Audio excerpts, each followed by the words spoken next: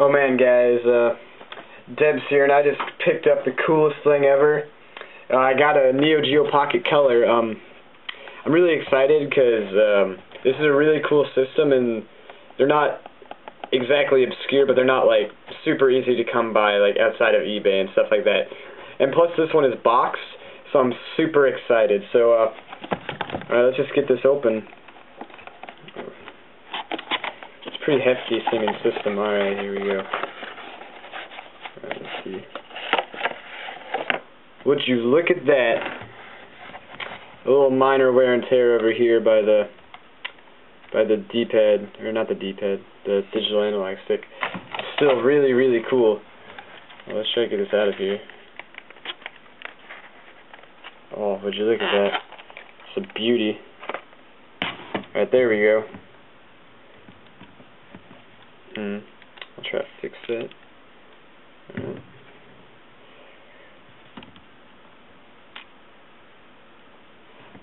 Look at that, it doesn't even look a day old. Man, I'm super happy I could find this. Alright guys, Deb's here for real. Kind of a silly intro, but I have finished my Lego Neo Geo Pocket Color, as you can see here on the top.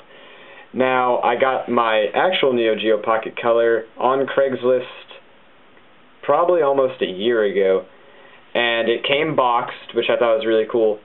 And I figured that if I could make a Lego version that fit inside the actual box, I'd be super happy with it. And it's a bit of a tight squeeze, but I managed.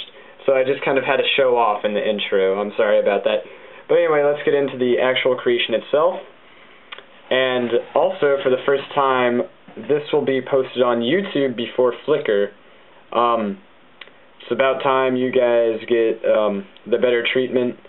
It's probably not going to happen often, no offense to you guys, but I thought maybe every once in a while it'd be cool if I upload a creation to YouTube first. Now here's the front of the system. As you can see, I've got the power button, the power light, start or the option button, A and B buttons, and the digital analog stick, as well as the speaker down here.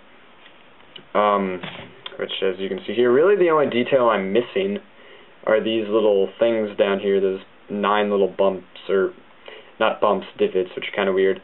And on the screen, you can see how the black line kind of comes down here to have Neo Geo Pocket right there. I even have this little dent coming down here, which I thought was pretty cool. Unfortunately, the actual system has a beveled edge right there, which I tried to incorporate in my original version, but I just couldn't get it. It was pretty complex. Now, the Neo Geo Pocket Color has like headphone jacks and volumes down here. I don't have that, as you can see. Also, you can see that there's a little ridge going around the system, which I did manage to incorporate into the Lego version, even though the pieces I used are a little flimsy, as you can see here. It's moving around quite a bit because it only has one stud holding it in. And then let's look at the bottom, which is really unique as a kind of console. It's really weirdly shaped. It's got this curve here, and then it goes in right here. This part's a little bit lower than there, and then here's the cartridge slot. So let's compare it to the Lego version, and I'm going to let these pieces fall out near the analog stick, or whatever you want to call it. So here's the cartridge slot. As you can see, it's roughly the same size. Unfortunately, it's not as deep, so I can't fit in an actual cartridge. But assuming I did try to fit in a cartridge, it does fit width-wise, so that's cool. Taking a look at the back, I do have the divot here, which I'll try to get both of them on camera. It's going to be a little bit. But you can see I have the divot, the little corner here. Unfortunately, this corner has to be studs, which I don't really mind showing studs, but it doesn't sit like flat against whatever surface it's on, which is bad. I also have the curves up here, but I am missing the extension port. But really, overall, I'm super, super, super proud of this. This is a really complex build. Like, normally I'm just kind of like, oh, you know, my builds are kind of complex, but it didn't take too long. This was an utterly complex build. I've attempted making this system like 2 different times before this, and both of them did not end prettily. But this one, fortunately, did, and it was quite a fun build, and it was Also quite the challenge, so I'm going to begin breaking this down for you. Now, first off, I have a 1x2x3 panel over here, and the interesting thing about 1x2x3 panels is you can fit in a, or at least in the old versions, you can fit in a 2x3 plate that is 2 plates thick. So as you can see here, I kind of have this Tetris block that is 3 wide and 2 high on one side, and it fits in here. It doesn't fit, like, it's not snug. It'll fall out if you flip it upside down, like that. So that kind of stinks. So the sides, the edges are held in mainly just by various snot pieces, like brackets and 1x1s with studs on the side. Then over here, it's a little bit more complicated. Let's see if I can get this off. It's not going to happen. So you can kind of start seeing the speaker construction here. And oh, this might be okay. Anyway, I just realized that one of the pieces is something completely different than what I thought it was. Alright, as you can see, it's already being destroyed here. So let's try to break it down to its absolute minimum. Alright, that's about the absolute minimum. And I guess I can also break off the screen if I want to, which I guess I will to show you all. So I'm sure you'll appreciate it, I hope. Okay, this is... Alright, there we go. There we go. Alright, now we're good. So let's start with the screen, which is easily the most complex thing and was the hardest to incorporate. As I was first starting to construct this rendition of this console, I built a screen, but it was a little too small. So it took me a couple times to get the right size. So you can see that it is 7 tall, which if you watch this channel regularly or are an experienced Lego builder yourself, you know that that's kind of weird because 2 studs is equal to 5 plates, so you can really only work in increments of 2, like 2, 4, 6, 8, whatever. So this one's 7. So I had to alleviate this problem by including a layer of something that was just 1 stud thick, which I have right here. And I used 1x1 bricks with studs on 2 sides so that I could have this tile down here. So that's kind of the first bit of complexity. And then all along the sides you'll see minifig neck brackets. And this creation used 10 minifig neck brackets, which they're kind of an annoying piece because I feel they're a little bit more too expensive for like how big they are, and I don't know, it just kind of annoys me, the price of them. But I had to use these because if I wanted to fit in these slopes, this part right here, like all these parts, if I used brackets, they would have rubbed up against this unevenly, and it just would push the screen up, and it just would not have worked. So I really, really had to use neck brackets. There's no other alternative. I'm pretty happy that neck brackets worked. They proved to be quite a good solution. This piece is kind of falling off a bit. There we go. And I guess we should move on to the back here. So the actual back really isn't anything complex. It's just studs building, you know, normal stuff. But over here, where we get to the analog stick, it gets complex. So as you can see, to get the kind of round area here, I had to use a bunch of brackets just to make it meet up. I used 3 brackets.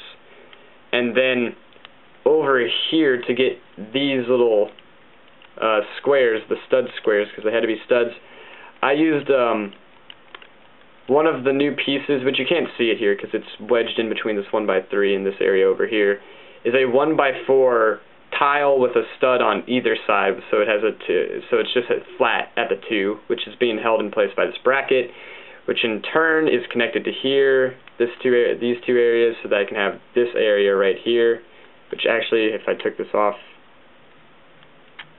you might be able to, you can see how it's moving a lot right there, because they're all connected. So that's that area. Oh, that's the thing from the camera. And then over here I connected the 1x2x3 panel to a 1x1 Technic, and I had to make sure it met up evenly here for the cheese slopes. Okay, so that was kind of a lot to speed through, but I hope you understood. Really, to make these meet up evenly, I have to have a half plate so to get that half plate I used brackets. Okay, let's put that down. Whew. That was a tough thing to talk through. And then the screen is attached to this part right here, and then this is attached to the back through here. And then you can see how I did the start button. I just put in a half pin and then a piece of flex tube and a 1x2 Technic pieces. Buttons are done in the same way. Down here I did some bracket kind of stuff. Like here's inverted brackets that I could have this meet up flush here, and then I have another bracket here that then connects to these things to connect this piece, which is the kind of bottom curvature of the system itself. And then this and this are used for the side paneling. Okay, and then over here I have the power button and just the power light, and I can't have it too thick, like I can't have it 2 studs thick, or else it wouldn't be able to fit since of this bracket right here. Ooh, this is really hard to talk about. It's a lot more complex than I give it credit for, because it was truly a pretty hard build. And then this is where the screen kind of meets up. As you can see, I had to use tiles here so that I could meet up with the tiles here. And I used these new pieces, these I guess 1x2 kind of brackets. They're like 1x2 bracket plates, I guess is what you can call them. I used these to attach this 2x4 slope to the bottom to get this kind of concave area, and this just simply attaches to the rest of the concave area, like so. And it's a little flimsy because the only thing holding in the rest of the concave area are these tiles, like right here. So it's a little bit flimsy, but it does in a pinch. Okay. And then finally, the final area that I need to talk about is the speakers. And the speakers are just grill tiles. Now, grill tiles provided a really nice speaker, and I don't have many of the systems I've recreated don't have speakers, so I'm really happy that I could include speakers in this.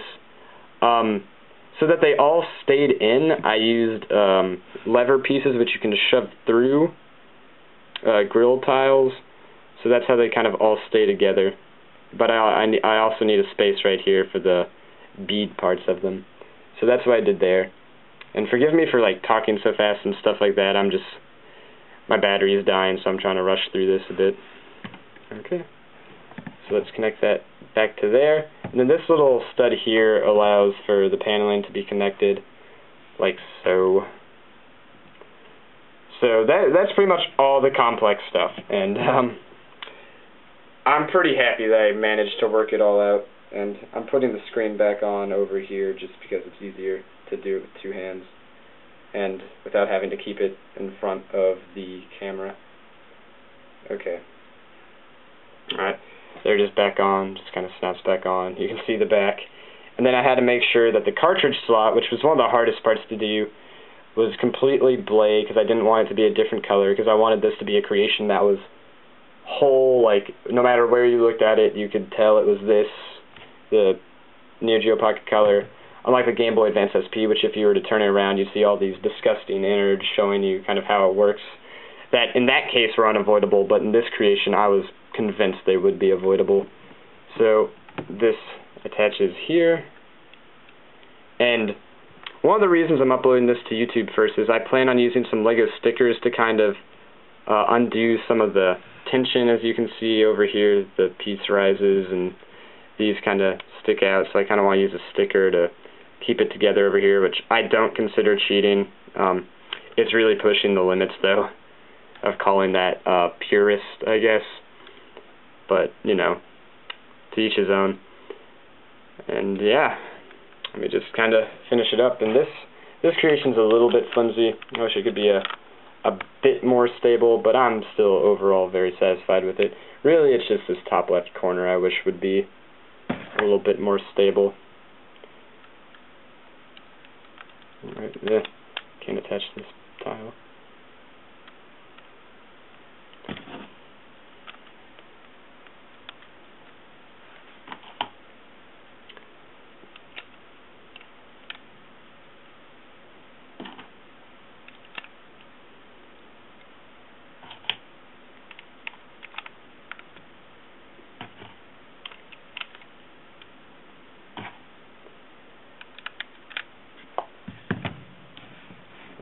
you can see it kind of sits unevenly, as I was mentioning earlier.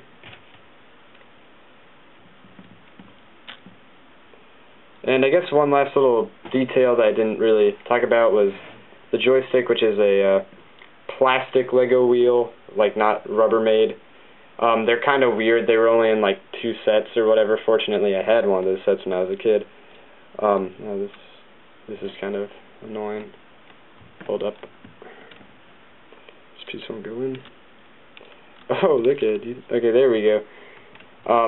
But it's just held in a place by some flex tubes stuck into some upside down 2x2 round plates, which have a kind of Technic pinhole that a flex tube can fit in, so that's how it's stuck there. I hope you enjoyed this video. I don't know how well I talked about all the complex bits, but I hope you enjoyed it, and I'll see you guys next time.